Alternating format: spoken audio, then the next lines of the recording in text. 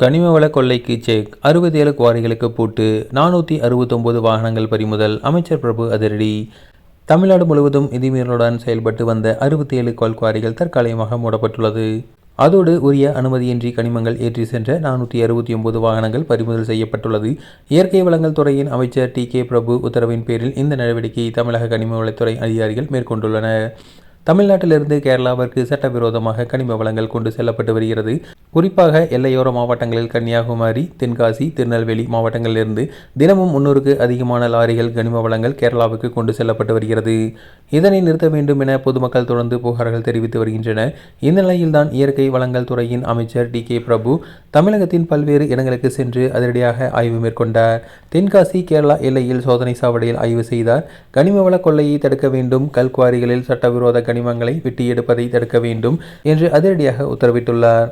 அதன் அடிப்படையில் கனிமவள அதிகாரிகள் நடவடிக்கை எடுத்து வருகின்றனர். இது தொடர்பாக தமிழக அரசு இன்று வெளியிட்டுள்ள அறிவிப்பில், தமிழ்நாடு முழுவதும் கனிம வளத்துறை சார்பில் 2000க்கும் மேற்பட்ட கல்குவாரிகள் கனிம வளங்கள் வெட்டி எடுக்கப்படுகின்றன.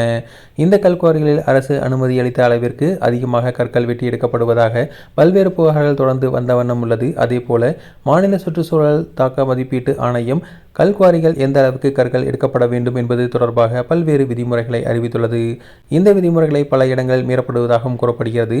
அதேபோல கல்குவாரிகளை கண்காணிக்கும் சேஃப்டி மைன்ஸ் எனப்படும் கண்காணிப்பு குழுவினர் முறையாக கண்காணிக்கவில்லை என்ற புகாரும் எழுந்துள்ளது.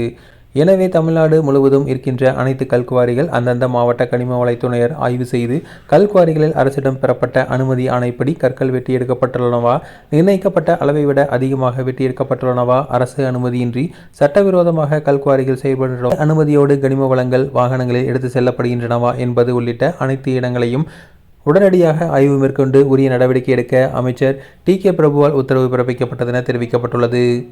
அதன் அடிப்படையில் 431 கல்குவாரிகள் ஆய்வு செய்யப்பட்டதில் 155 குவாரிகள் விதிமீறல் கண்டறியப்பட்டு 67 குவாரிகளின் பணிகள் தற்காலிகமாக நிறுத்தி வைக்கப்பட்டு அபராத நடவடிக்கை எடுக்கப்படுகிறது என தெரிவிக்கப்பட்டுள்ளது.